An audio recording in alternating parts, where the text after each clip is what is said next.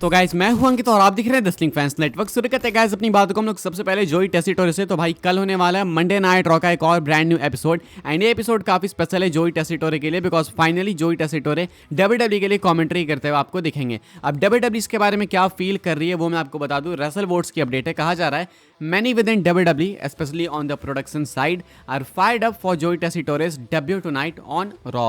A proven sportscaster with years of experience, including Monday Night Football, top-rank boxing, and multiple BCS bowl games, Tessitore brings a professional tone WWE has been seeking. He will work closely with Michael Cole in the early stages, with Cole being a strong supporter of Tessitore. तो कहना है wrestle votes का कि WWE वाले काफ़ी fired up है, काफ़ी hyped हैं जोई टेसिटोरे को मंडे नाइट रॉ में कमेंट्री पे देखने के लिए। हमें पता है भाई कि जोई टेसिटोरे कितने प्रोफेशनल है, ESPN के लिए वर्क कर चुके हैं एंड काफ़ी अलग अलग जगह पे मेन स्ट्रीम स्पोर्ट्स में भी कमेंट्री कर चुके हैं। तो WWE उस प्रोफेशनल टोन की तलाश में थी जो कि अब इनको जोई टेसिटोरे के रूप में मंडे नाइट रॉ पे मिलने वाली है। माइकल कोल के साथ स्टार्टिंग में मतलब अभी इनिशियल डेज में वर्क करेंगे जोई टेसिटोरे एंड माइकल कोल सपोर्ट भी काफ़ी करते हैं जोई टेसिटोरे को। तो एक हो सकता है भाई कि दोनों के बीच में अच्छी पार्टनरशिप देखने को मिले, मतलब साथ में वर्क करेंगे। इसका मतलब ये नहीं कि सेम कमेंट्री टेबल पे बैठेंगे, मतलब बिहाइंड द सीन्स एंड उसके बाद आगे जाके में भी आपको साथ में भी देखने को मिल सकते हैं। आगे बढ़ते हैं गाइस, बात करते हैं अगली स्टोरी के बारे में जो कि आस्का को लेके। तो भाई आस्का अभी तो डब्ल्यूडब्ल्यू से ऑफ लेके बैठी हुई हैं एंड क्योंकि इंजरी है तो इसलिए आस्का ऑफ लेके बैठी हैं।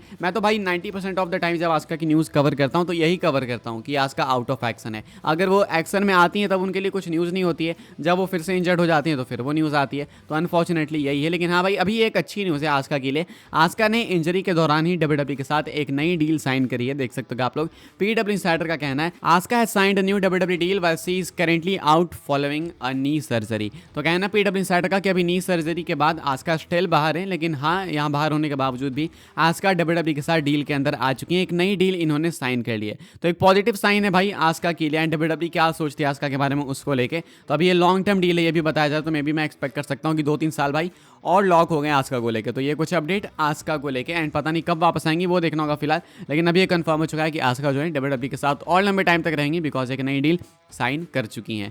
आगे बढ़ते हैं गाइस, बात करते हैं अगली स्टोरी के बारे में जो कि CM पंक को लेके। तो भाई CM पंक ने बैश इन बर्लिन के अंदर एक बहुत ही अच्छे मैच में परफॉर्म करा, strap match against Drew McIntyre. And इस मैच के खत्म होने के बाद जब CM पंक को विक्ट्री मिलती है, जब CM पंक वापस जा रहे होते हैं तो भाई वो क्राउड के सामने झुक के उनको नमन करते हैं, यानी कि बाउ डाउन करते हैं। आप देख सकते हो कि क्लिप CM पंक की। पहले तो वहाँ से निकल रहे होते हैं, ऑटोग्राफ वगैरह साइन करते हैं, हाथ मिलाते हैं, फैंस को ग्रीट करते हैं। एंड अच्छा लगता है देख के भाई कि जब फैंस अपने फेवरेट सुपरस्टार्स से या डब्ल्यूडब्ल्यू लेजेंड से मिल पाते हैं, ऑटोग्राफ मिलता है, उनको पिक्चर्स क्लिक कराते हैं। देन उसके बाद CM पंक आगे बढ़ते हैं ग्रीट करते हुए।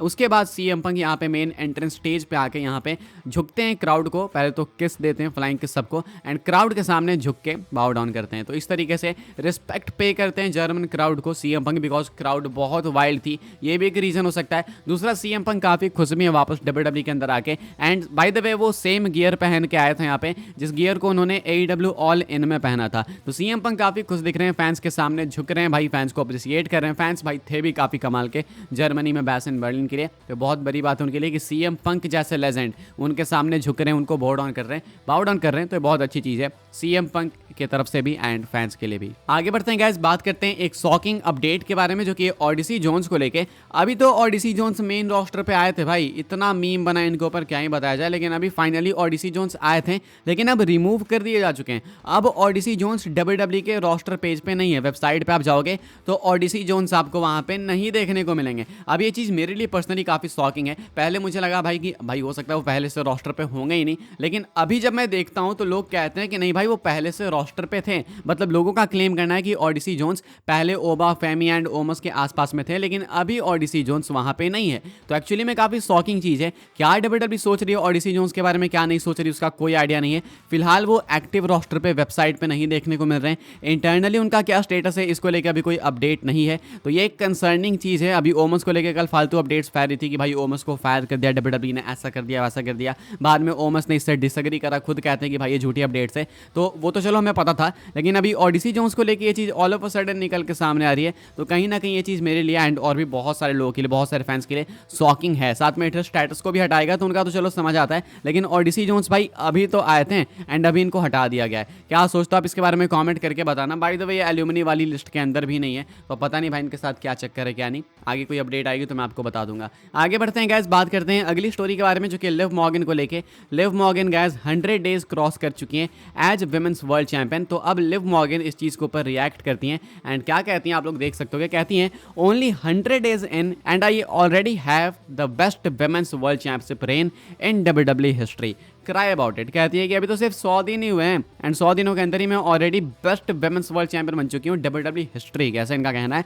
कहती है कि अगर तुम डिसएग्री करते हो so then you can cry about it, ऐसा कुछ कहती है लिव मॉर्गन। तो भाई फुल हील वर्क यहाँ पे ट्वीट के अंदर भी दिख रहा है लिव मॉर्गन का एंड मेरे हिसाब से रेन काफ़ी अच्छी रही है, 100 डेज वाली रेन। मुझे नहीं लगता है कि इससे बेटर लिव मॉर्गन अपने करियर में कभी थी। काफ़ी टाइम से स्ट्रगल कर रही थी इस स्पॉट के लिए, फैंस काफ़ी टाइम से इनके लिए रूट कर रहे थे, लेकिन अभी फाइनली इनको स्पॉट मिला है। सो आई थिंक ये बहुत अच्छे से वहाँ पे परफॉर्म कर भी रही हैं, बुकिंग भी काफ़ी अच्छी इनके लिए। तो ये कुछ अपडेट है लिव मॉर्गन को लेके। आगे बढ़ते हैं गाइस, हम लोग बात करते हैं अपनी नेक्स्ट एंड फाइनल स्टोरी के बारे में जो कि रॉक एंड कोडी रोड्स को लेके।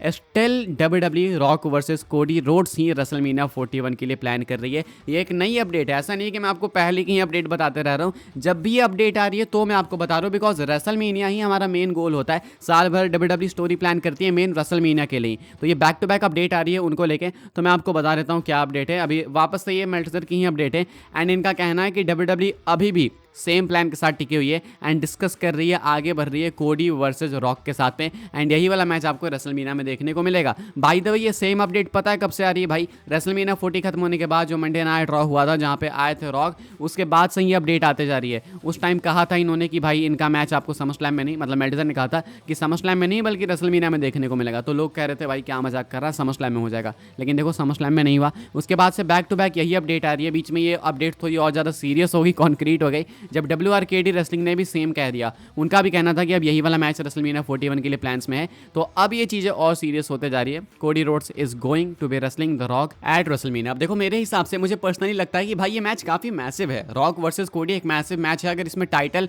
WWE डालते हैं तो आप समझ सकते हो अनप्रेडिक्टेबिलिटी किस लेवल पे होने वाली है। तो इसलिए मैं ये मैच देखना चाहता हूं, लेकिन दिक्कत रोमन रेंस के लिए है। अगर रोमन रेंस रॉक को नहीं फेस करेंगे तो देन किसको फेस करेंगे? तो प्रॉब्लम सिर्फ रोमन के लिए है, रोमन के फैंस के लिए। मैं पर्सनली कोडी वर्सेस रॉक ही देखना चाहता हूं, बिकॉज ये मुझे मालूम है कि रोमन रॉक होना ही होना है। लेकिन हाँ बोलो बहुत डिले हो चुका है, वो भी मैं समझता हूं, लेकिन मुझे लगता है कि रेसलमेनिया 41 में अगर रॉक वर्सेस कोडी का मैच होता है तो बहुत गजब का अनप्रेडिक्टेबल मैच होगा। लेकिन अगर वही रोमन वर्सेस रॉक होता है तो देन ये वाला मैच अनप्रेडिक्टेबल नहीं होगा। लेकिन हाँ मुझे कोई दिक्कत नहीं, कोई सा भी मैच हो जाए, लेकिन दिक्कत रोमन के लिए होगी अगर रॉक वर्सेस कोडी का मैच होता है तो, क्योंकि मैं नहीं देख सकता कि रोमन फेस करेंगे सोलो सिकोआ को रेसलमेनिया में। अभी तो वही होगा अगर रॉक कोडी का घिस जाएंगे तो, बिकॉज सेथ रॉलिंस भी CM पंक के साथ में बिजी होने वाले हैं। फिलहाल भाई आप क्या सोचते हो कमेंट करके अपने थॉट्स बताना। इस वीडियो के लिए यही सारी अपडेट्स थी। आई होप सबको इन्फॉर्मेशन मिली हो तो वीडियो को लाइक करें, शेयर करें, सब्सक्राइब करें चैनल को, ताकि आने वाले टाइम के अंदर आपको और भी सही WWE की news updates time to time जानने को मिलते रहे। फॉलो कर सकते हैं आप लोग मुझे इंस्टाग्राम एंड ट्विटर पर, लिंक आपको मिल जाएगी डिस्क्रिप्शन में। ज्वाइन कर सकते हैं व्हाट्सएप चैनल को, उसके भी लिंक डिस्क्रिप्शन में। मिलते हैं अपनी नेक्स्ट सॉफ्टवेयर काफ़ी इंटरेस्टिंग वीडियो में।